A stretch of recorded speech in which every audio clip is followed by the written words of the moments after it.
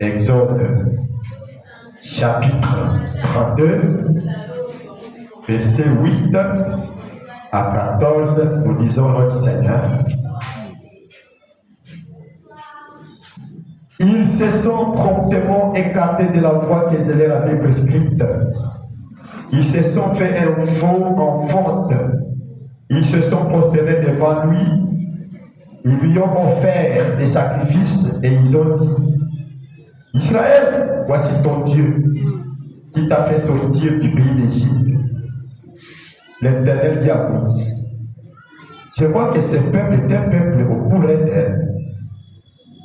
Maintenant, laisse-moi, ma colère va s'enflammer contre eux et je les consumerai, mais je ferai de toi une grande nation. Moïse implora l'Éternel, son Dieu, et dit: pourquoi, ô Éternel, ta colère s'enflammerait-elle contre ton peuple que tu as fait sortir du pays d'Égypte par une grande puissante et une main forte? Pourquoi les Égyptiens diraient-ils: c'est pour leur malheur qu'il les a fait sortir, c'est pour les tuer dans les montagnes et pour les exterminer de dessus la terre? Reviens de l'ardeur de ta colère et répands-toi du mal que tu veux faire à ton peuple. Souviens-toi d'Abraham, d'Isaac et d'Israël, tes serviteurs auxquels tu as dit, en girant par toi-même: je multiplierai votre postérité comme les étoiles du ciel. Je donnerai à vos descendants tous ces pays dont j'ai parlé, et ils les posséderont à jamais. Et l'Éternel se repentit du mal qu'il avait déclaré pouvoir faire à son peuple. Amen. Amen. Que Dieu bénisse la lecture de sa parole. C'est merveilleux cette lecture. Que Dieu vraiment puisse nous donner la grâce d'apporter ça, les leçons qui sont contenues dans cette lecture. Que Dieu donne la grâce d'apporter ça d'une manière claire et d'une manière qui pourrait aider les enfants de Dieu. Amen. Alors, nous sommes en train de parler de qu'y a-t-il dans ta main? Ok? Et laissez-moi se mettre ça ici. Qu'y a-t-il dans ta main? C'est de ça que nous parlons. Et nous avons compris beaucoup de choses déjà. Mais, pas plus tard que mardi, nous allons quand même rappeler un peu en quelques lignes ce que nous avons dit le mardi. Et nous avons parlé de la reconnaissance des talents que Dieu nous a donnés. Reconnaître les talents que Dieu nous a donnés, c'est très important. Et nous avons compris que ces talents-là, ça demande une certaine persévérance. Pour arriver au résultat de ces talents-là, ça demande une certaine persévérance, un certain courage. C'est comme ça que nous avons parlé de Thomas Edison, qui avait pris le courage, c'est lui qui avait découvert la foule électrique. On a vu ça, n'est-ce pas? On a vu ça dans la clé pour la porte, n'est-ce pas? Paragraphe 46 et 47. Nous avons parlé de Thomas Edison, qui ne mangeait qu'un sandwich et il dormait. Parce qu'il devait faire des recherches, travailler nuit et jour pour arriver à mettre l'ampoule que nous voyons aujourd'hui qui nous éclaire. Pour mettre ça sur pied, il a fallu que Thomas Edison puisse travailler nuit et jour. Amen. Donc il avait un talent, mais pour que ça puisse se faire voir, il y a un sacrifice à consentir. Quelqu'un peut dire Amen? Amen. Les talents, c'est bon, tu as ça. Mais pour que ça puisse travailler et qu'on envoie des résultats, il faut un sacrifice. Il faut travailler. Il faut souffrir. Amen. C'est de la même manière que nous avons parlé de Walt Disney. Hein? Quelqu'un qui avait le talent de produire des bandes dessinées. Millet-Tadé, c'est les grands écrivains du milieu.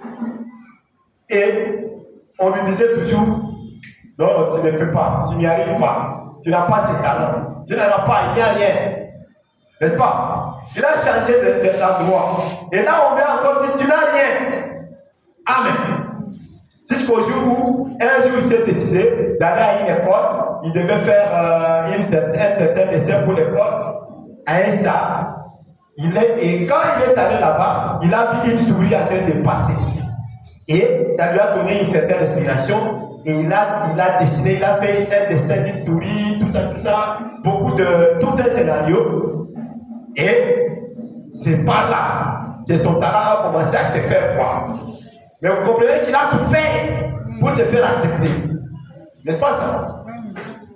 Il a souffert pour se faire accepter. Voilà pourquoi. Voilà pourquoi. Quand vous avez un talent, il ne faut pas penser que c'est tout de suite que ça sera accepté. Amen. Amen. Donc, il faut que tu prennes du temps pour l'amener à te faire accepter. Amen. Cela demande du sacrifice, du courage et de la persévérance.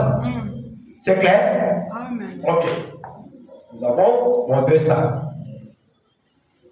Maintenant, si tu n'as pas ce courage-là et cette persévérance-là, si tu n'as pas ce sacrifice-là, tu ne vas pas aboutir. Tu n'y arriveras pas, tu seras découragé. Et c'est comme ça que beaucoup de gens sont découragés en cours de route. Amen. Mais la parole ce soir nous dit que nous ne devons pas nous décourager. Même si tout le monde pourrait refuser. Hein? Tout le monde te refuse, il refuse ton talent, il refuse tout ce que tu connais, il refuse. N'abandonne pas. Amen. Tiens bon, persévère.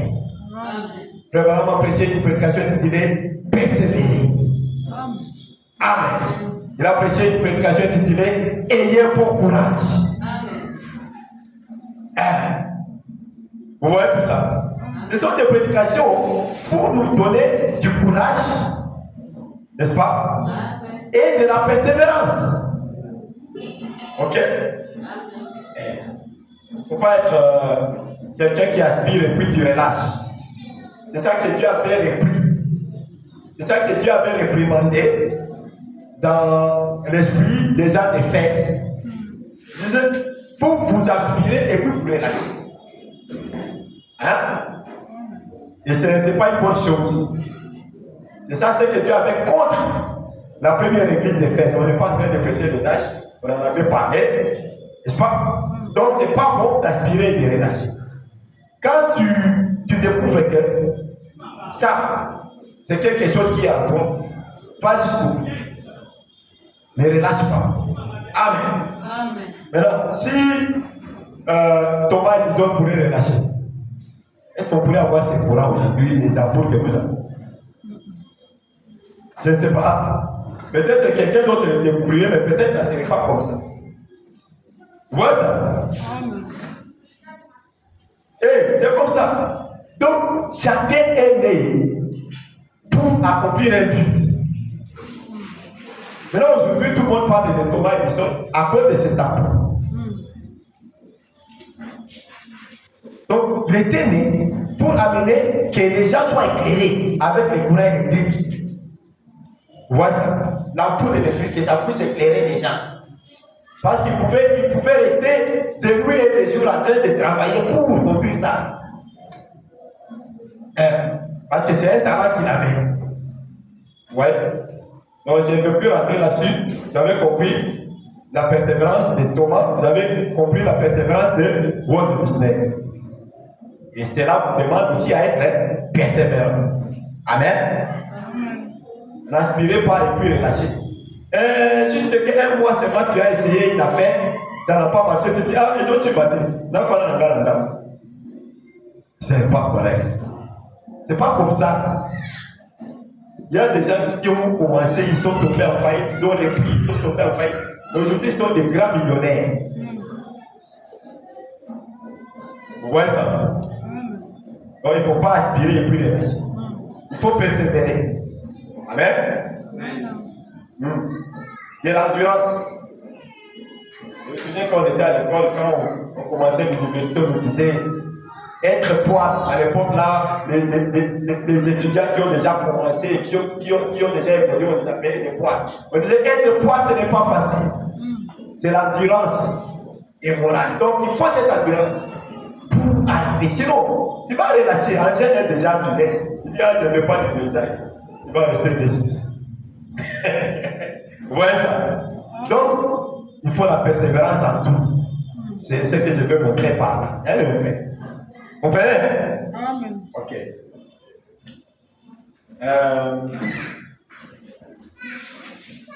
Et puis, nous avons montré, et c'est par là que j'ai trouvé cette inspiration, cette lecture que nous avons faite. Nous avons montré que Moïse, qui avait les bâtons, c'est seulement lui qui avait les bâtons.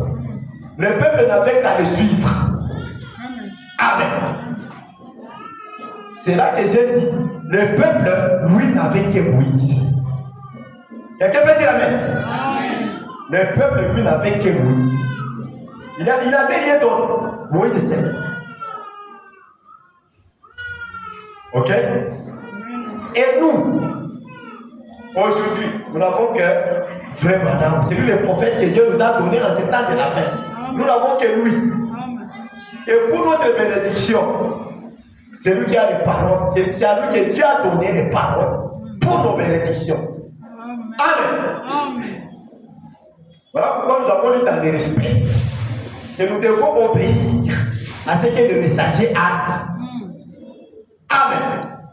Et c'est là que nous avons introduit la notion de la protection. Et nous avons compris que quand la Bible dit l'agneau a 7 cornes, les 7 cornes c'est pour protéger. Et protéger les enfants de Dieu.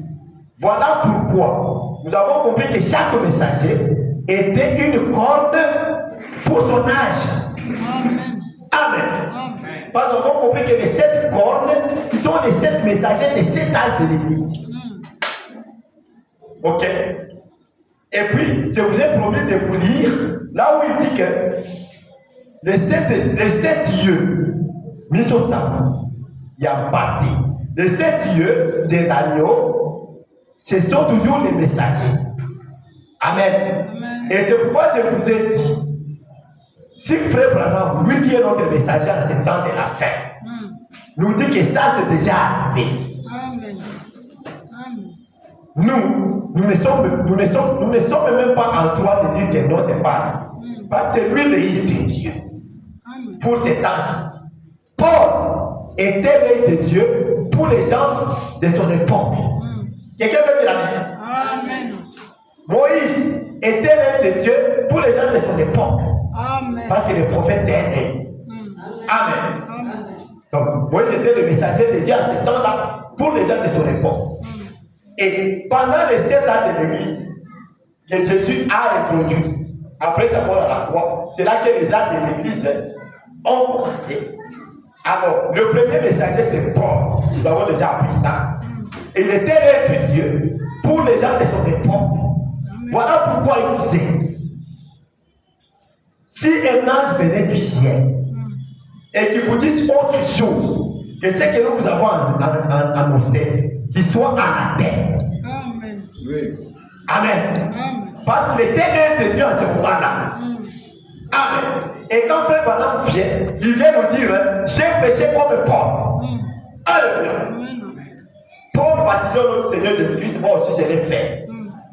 Paul prêchait que les femmes ne doivent pas enseigner dans les églises, moi aussi je l'ai fait. Amen.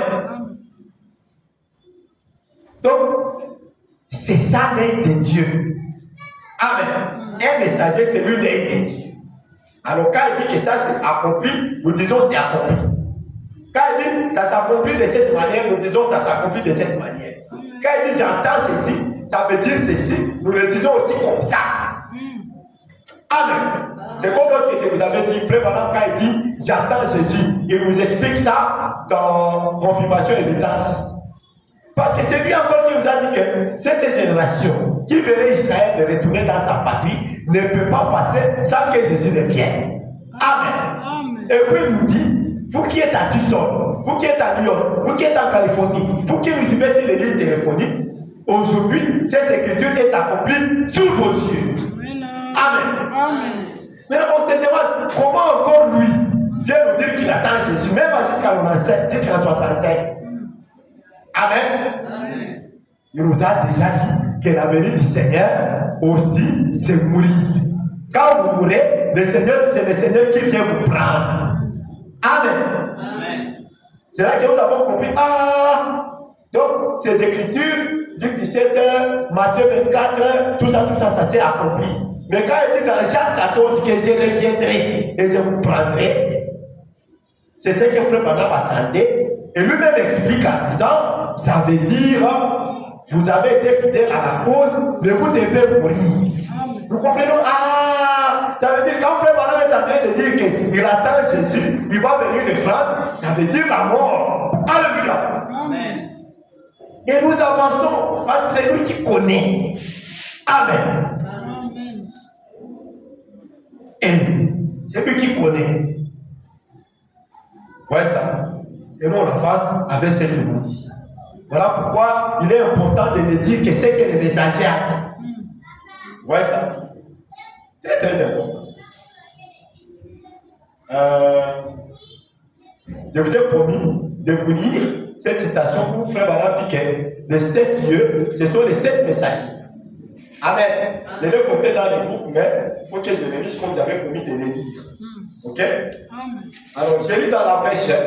On avait commencé au paragraphe 231. On avait lu 231, maintenant nous avons jusqu'à 232. C'est là que vous allez découvrir que les 7 lieux, ce sont les 7 messagers. Amen.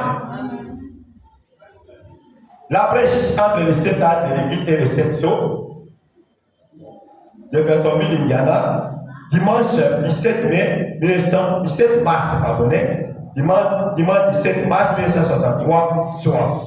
La brèche entre les 7 âges de l'Église et les 7 sceaux. Dimanche 17 mars 1963, soir. Paragraphe 231 à 232. Les 7 cornes étaient les 7 églises, vous voyez. Les 7 âges de l'Église, parce que c'était la protection de la nuit.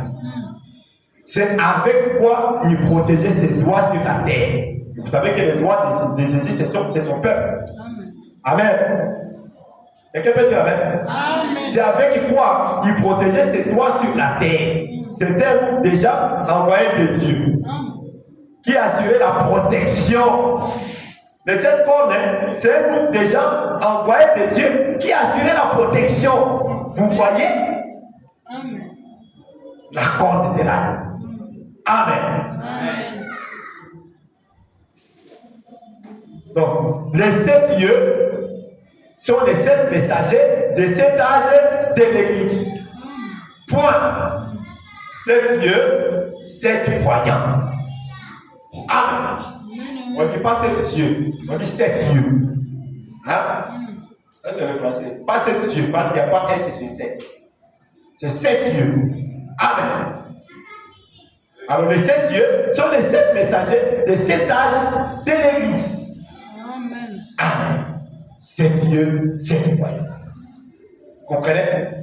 Maintenant, si un œil vient me dire que non, attention là-bas, je vois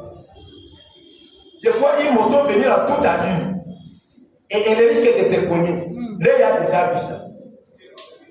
L'autre va dire non. Non, le pied va dire non, je ne veux pas fuir. Mais le pied va fuir, non. Parce que là, il a déjà vu les dangers. Amen. Vous comprenez? Et l'œil de Dieu, ce sont les yeux de Dieu, ce sont ses messagers. Amen. Les cornes, c'est toujours ces messagers. Parce que c'est grâce à ces messagers qu'il donne la parole pour protéger son peuple. Alléluia. Amen. Moi aussi, je ne le savais pas auparavant. Nous découvrons au fur et à mesure qu'on avance dans la parole. Amen. Voyez ça? Alors, voilà pourquoi j'ai pris cette lecture de l'Exode 32 pour montrer comment Moïse était la protection pour les peuples. Parce que c'est lui qui a empêché Dieu de ne pas tuer ces gens-là. Vous voyez ça? C'est Moïse qui a dit non, Seigneur. Maintenant, les Égyptiens diront que voilà, le Dieu, il était capable de le faire sortir, mais il ne pouvait pas le faire arriver. Voilà, maintenant il est qui? C'était pour les tuer qu'il les a fait sortir. Vous voyez? Et Dieu a accepté le conseil de Moïse. Parce que Moïse était l'aîné de Dieu. La corde de Dieu. Protection pour le peuple. Alléluia. Si vous avez compris, acclamez le Seigneur.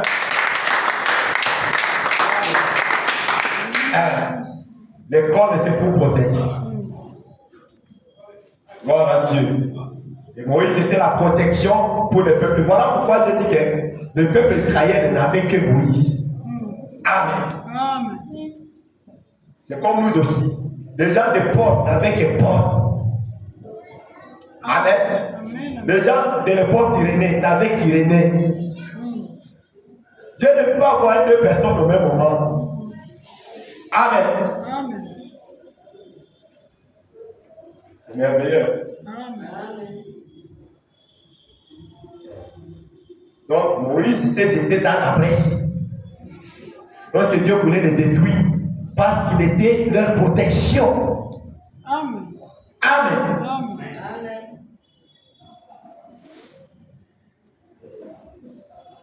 Les prophètes, c'est une protection pour les gens de ces moments-là. Voilà pourquoi vous lisez dans 2 Chroniques 20, il est dit, confiez-vous à l'Éternel, votre Dieu, vous serez affaibli. Confiez-vous à ces prophètes et vous réussirez. Amen. Qui a dit dans ta main, j'ai le prophète dans mon corps. Amen. J'ai le prophète entre mes mains. Alors, on fait maintenant prêcher. Que ferait de ces Jésus qu'on appelle Christ? Il est entre nos mains, la parole des messages. Les paroles sorties de la bouche de Dieu, qui est le prophète. Nous avons ça entre nos mains. C'est seulement ça que nous avons. Qu'est-ce qu'on a fait? Amen. Mais le peuple avait dit, crucifiez-le. Mais on ne le crucifiera pas. Amen. Nous allons les tenir et le soutenir. Amen. Nous allons soutenir le message. Nous allons soutenir la parole de notre temps. Même si sur les réseaux, on écrit des histoires, au Brandam, au ceci, au cela, nous allons toujours soutenir le message. Parce que c'est la parole de Dieu pour notre temps. Amen. C'est l'œil de Dieu. N'oublie pas. C'est encore la corde de Dieu pour nous protéger. Voilà pourquoi soutenons ça. Soutenons le message. Méfiez-vous de tous ces gens-là. J'ai vu quelqu'un envoyer des images à l'internet disant voilà, c'est le petit-fils de tel pasteur qui était pasteur au Branham Tabernacle. Maintenant, aujourd'hui, il est en train de dire que Frère Branham c'était un faux prophète. On s'en fout de tout ça. Amen. Le diable, il est le maître de tous ces réseaux sociaux. Amen. Voilà pourquoi ça ne peut pas nous inquiéter. Nous autres, on a déjà avalé. C'est comme ça que j'ai répondu dans les vidéos. Nous autres, on a déjà avalé les hameçons. Amen. On a déjà avalé la maison, on ne peut plus reculer. Alléluia. Parce que le message de l'air, c'est notre protection. C'est notre vie. C'est notre vie. C'est notre. Donc le message de l'air, c'est tout ce qu'il nous faut, c'est tout ce que nous avons. Qui a dit dans ta lettre, le message de l'air. Il dit le message et les messagers sont un. Amen. Alors, nous soutiendrons le message tout le temps. Parce que c'est la seule chose que nous avons dans nos mains. C'est ça le sang de Jésus-Christ qui est entre nos mains. Amen. Et nous, on ne va pas les verser par terre. Amen. Nous allons les garder jalousement. Le sang de Jésus qui est le message de l'air. Amen. Voilà. Je pense que c'est très important de comprendre ça. Là, nous n'avons rien d'autre que le message de l'air. Il y a Branham qui est le messager. Parce que les messagers et les messagers sont un. Amen. C'est que nous lisons dans la nourriture spirituelle au temps convenable. Dans la nourriture spirituelle au temps convenable, on dit que le message et le messager sont un. Amen. Voilà. Donc, nous comprenons que le prophète, c'est une protection pour le peuple de son temps. Amen. Amen. Amen. Le prophète, c'est une bénédiction pour le peuple de son temps. Amen. Le prophète, c'est la réussite pour le peuple de son temps. Voilà pourquoi il dit confiez-vous à ces prophètes et vous réussirez. Amen. Amen. Voilà pourquoi nous avons pitié de ceux qui n'ont pas de prophètes dans leur époque. Parce que Dieu ne peut pas manquer un prophète à partir de qui il parle pour que le peuple soit béni. Amen. Alors ça fait pitié pour ceux qui ne l'ont pas reconnu. Amen. Merci Seigneur pour William Branham. Et nous nous disons merci au Seigneur. Parce que c'est lui le messager que Dieu nous a envoyé. Dieu ne peut jamais manquer quelqu'un sur la terre à qui il confie la parole pour les gens de cette époque-là. Amen. Amen. Il a fait autant de Noé, il a fait autant de Moïse, il a fait autant d'Esaïe, il a fait autant de Jérémie, il a fait autant d'Ézéchiel. Amen. Il a fait autant des apôtres, c'était Jésus lui-même d'ailleurs. Amen. Il a fait autant de Paul, qui était le premier messager venant des âges. Amen. Amen. Il a fait autant d'Irénée, deuxième messager. Il a fait autant de Martin, troisième messager. Il a fait autant de Colomban, quatrième messager. Il a fait autant de Luther, cinquième messager. Tous sont venus les luthériens, vous savez. Amen. Les luthériens sont venus des enseignements de Luther. Amen. Mais c'est déjà dépassé. Il fallait avancer avec Dieu, parce que Dieu avance. Amen. La parole se développe, et quand elle se développe, on doit avancer avec la parole. Amen. Amen. Alors, il a béni les enfants de Dieu au temps de Luther par les enseignements de Luther. Amen. Il a béni les enfants de Dieu au temps de John Wesley par les enseignements de John Wesley. C'est là qu'ils sont bénis les méthodistes. Amen. Et aujourd'hui, c'est le tour de William Branham. Alors, ceux qui suivent le message que Frère Branham prêche sont bénis. Acclamons le Seigneur. Parce que c'est la vérité. Et nous sommes désolés pour ceux qui n'ont pas reconnu ça. Amen. Qui a dit dans ta main, le messager des montagnes est dans ma main. Amen. Il est ma bénédiction. Amen. Oui, mais vous avez vu, lorsque nous avons lu 2 Rois chapitre 4, lorsque nous avons parlé de cette veuve dont les enfants voulaient devenir des esclaves. Cette veuve est allée chez Élisée.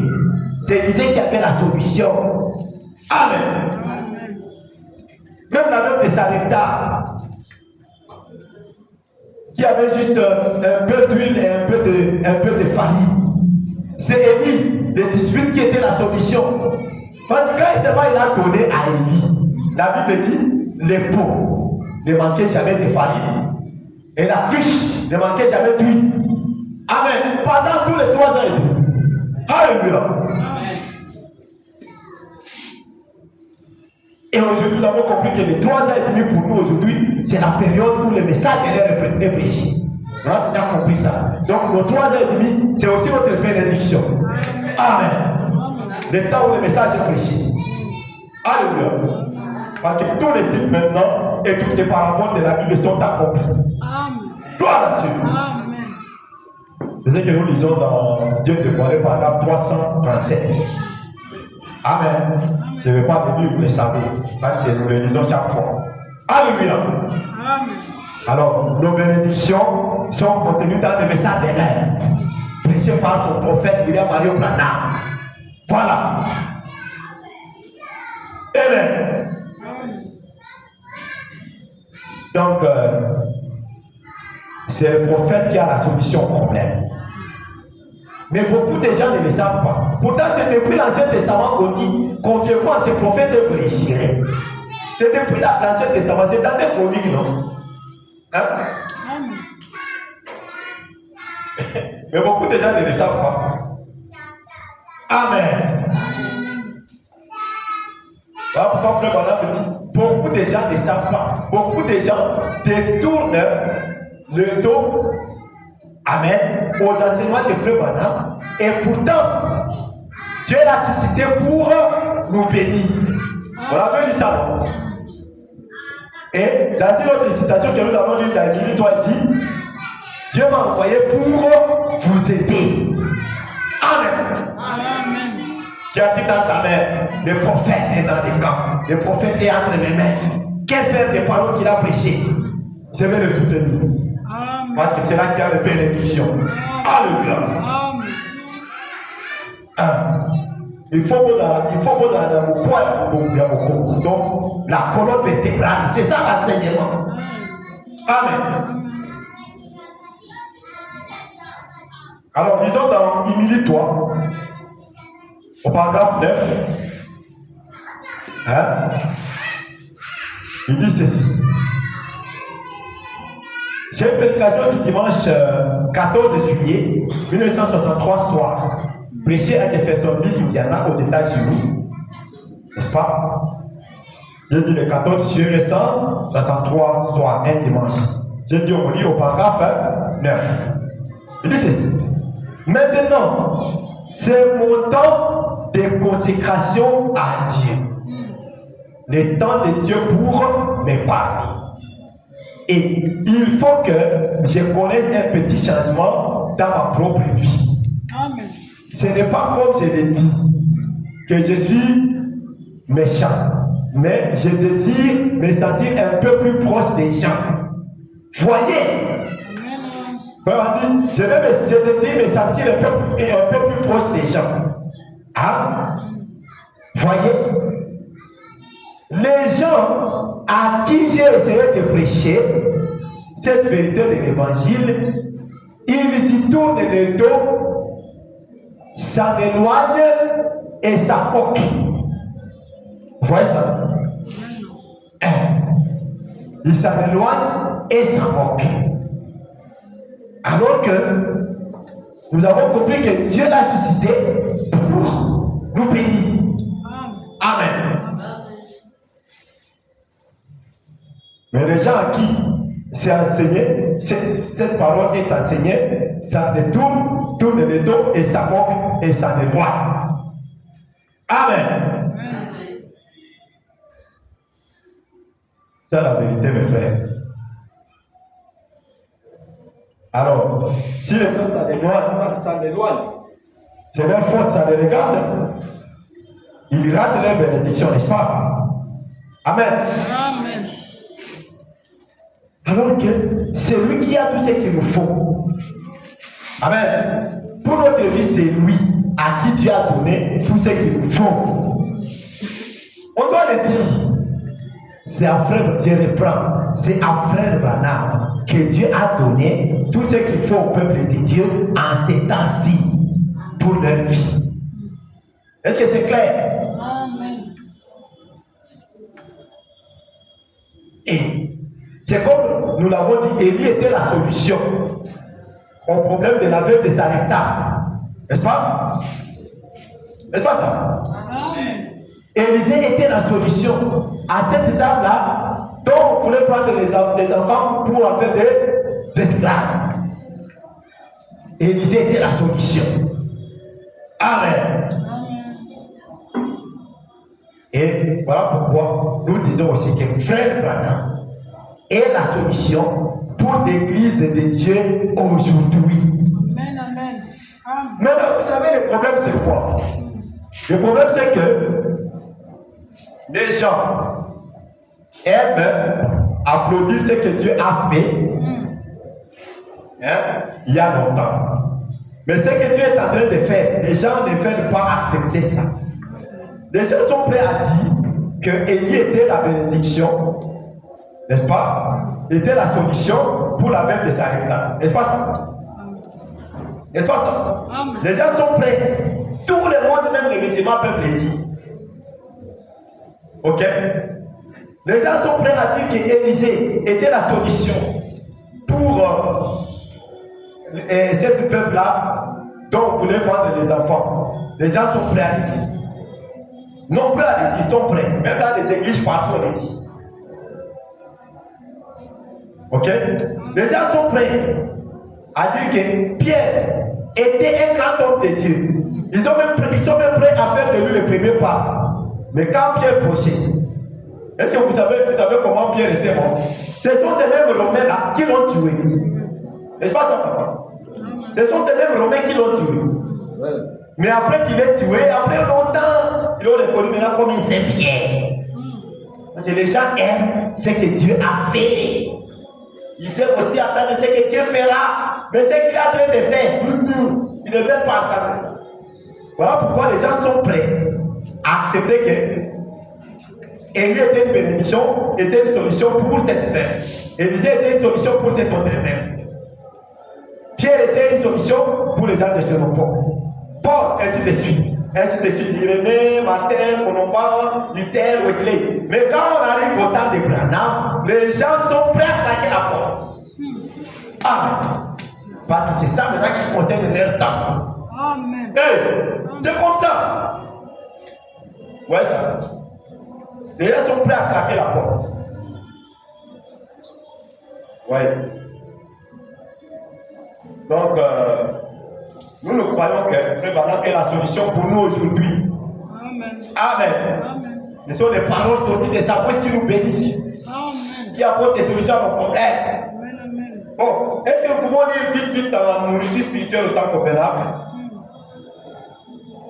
J'avais une longue lecture à faire ici, mais je vais prendre juste quelque chose ici. Hein, c'est ici qu'il est en train de dire qu'Élie était la solution, tout ça, Élie était la solution, ainsi de suite, n'est-ce pas? Maintenant, je vais lire à partir du paragraphe 126. Hein? Parce que au début, là, vers les 100, combien? Vers les 123. Hein? Au début, là, vers les 123, il est en train de parler de ça. Il dit, donne-moi d'abord cela, et ainsi de suite. Donc, cette histoire que nous venons de dire. Ou bien ils sont directement vécus. Hein? Ils sont très vécus. Dans le 10 spirituel au temps convenable, Jeffersonville, il y en a dimanche 18 juillet 1965 soir. Paragraphe 223, nous irons jusqu'à 226. Et après que la sécheresse fut presque finie, il appela hors de là pour aller à la maison d'une veuve. Remarquez, il appela pour aller chez cette veuve. Et cette veuve ne s'était pas associée avec les ingrédients qui reçurent la marque de la bête pendant la sécheresse. Comprenez? Ainsi, il a appelé à sortir pour appeler et il appela Élie pour approvisionner cette veuve. Comprenez? Donc j'ai dit qu'Élie était la solution, n'est-ce pas, au problème de la bête. Il n'avait qu'un petit gâteau, une petite chose sur laquelle elle comptait. Et Élie dit, donne-moi d'abord cela, car ainsi dit le Seigneur, ce mot ne se videra pas, et la pluie ne cessera pas non plus, jusqu'au jour où l'Éternel, Dieu enverra la pluie sur la terre. Mettre Dieu à la première place. Amen. Sa parole d'abord. Amen. C'est ce que cette veuve avait fait. Mettre Dieu à la première place. Dieu a dit que le pot ne cessera pas et la cruche ne se videra pas non plus. Alors, il a accepté, il a mis Dieu à la première place. Il a servi d'abord le pot. Ok?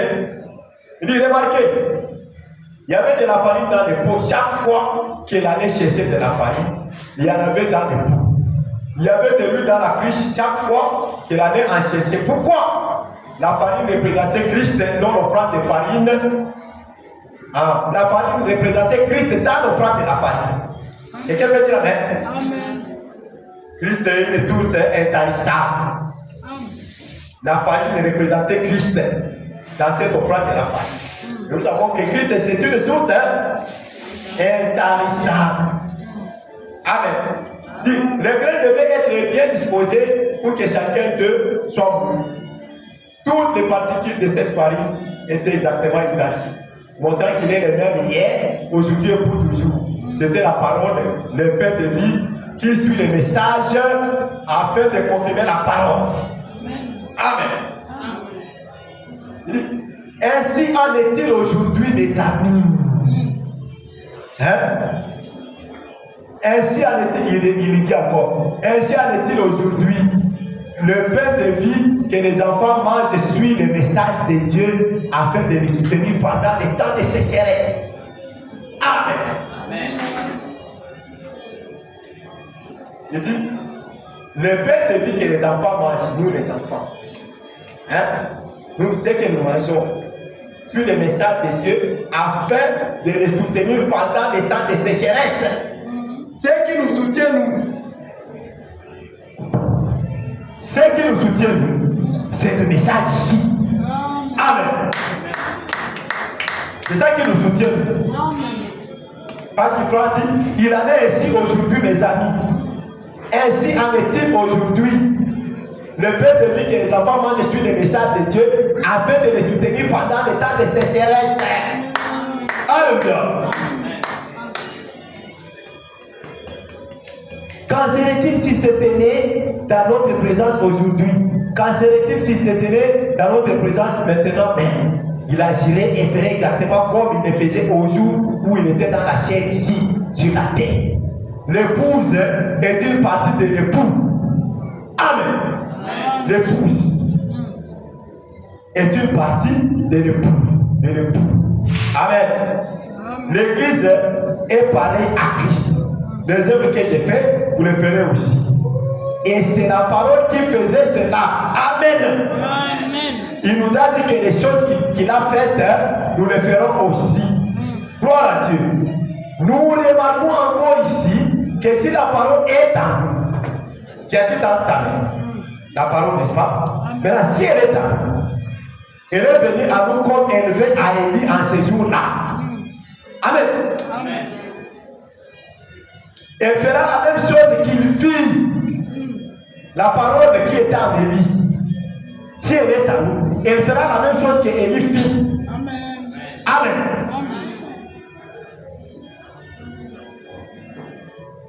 Il se nourrissait des choses secrètes de Dieu qui sont cachées aux yeux du monde. Ça, c'est lui.